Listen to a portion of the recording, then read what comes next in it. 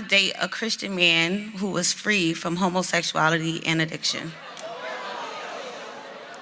We're going to keep it real in here this evening.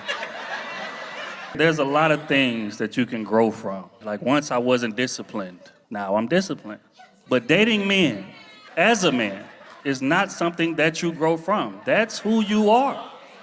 And I think we have to accept that because, and also, you never want to be the trial period woman for a man that's trying to grow into something else, right? Because more times than not, there's going to be a relapse.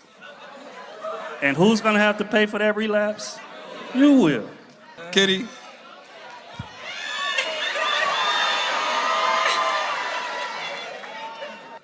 I can't speak from a carnally minded place because we're talking about what God can do. And people who are led by the Spirit and people who are truly children of God know that who the Son sets free is free indeed.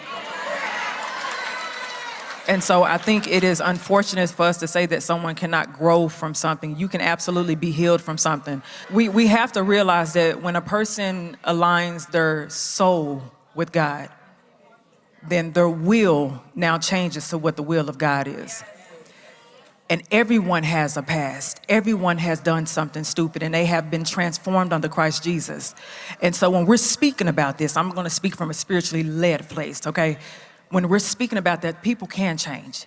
However, the enemy is going to always try to take someone back to who their former identity is, which means that there may be moments to where they start desiring something in their past again. It doesn't mean that they'll act on it if their soul is aligned with Christ Jesus, but it does mean that there may be a desire. But when they have the will of the Spirit, they stop themselves from doing what the desire would actually be and align their heart and take delight in God.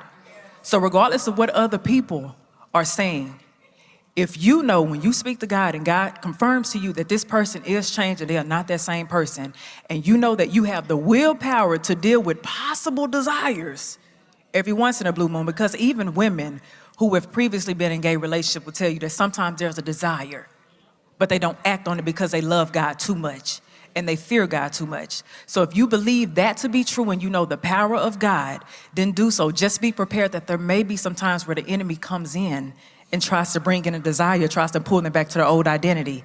And if you don't have the strength for that, leave it alone. If you do have the strength for that, more power to you.